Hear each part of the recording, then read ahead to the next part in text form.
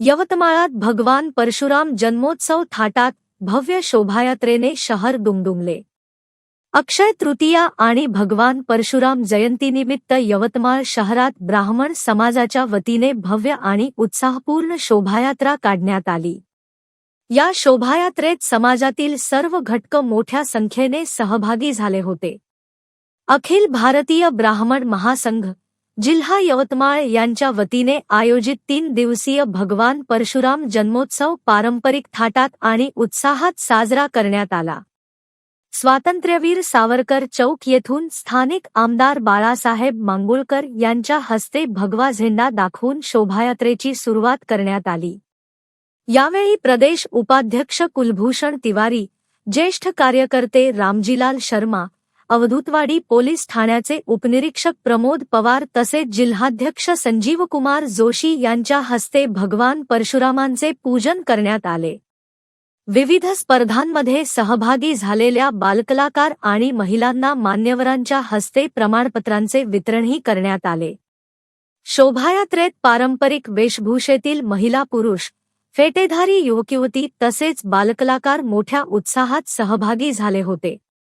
ढोलताशांच्या गजरात आणि जयघोषात शहरातील प्रमुख मार्गांवरून ही शोभायात्रा मार्गक्रमण करत होती।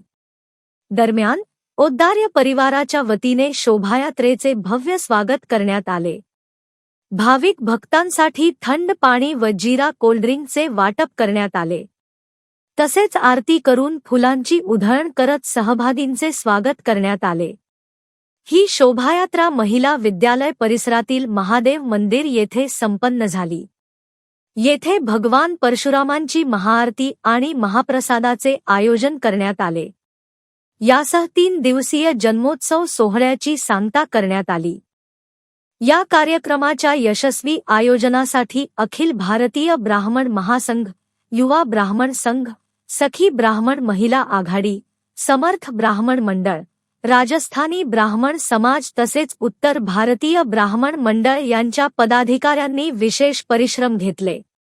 कार्यक्रमात विविध ब्राह्मण संघटनांचे पदाधिकारी आणि नागरिक मोठ्या संख्येने उपस्थित होते।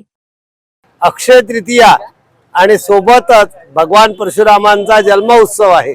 आज या निमित्ताने ब्राह्मण समाजाकडून यवतमाळ शहरामध्ये मोठ्या प्रमाणावरती आणि सुंदर अशी शोभायात्रा भगवान परशुरामांची काढण्यात आलेली आहे।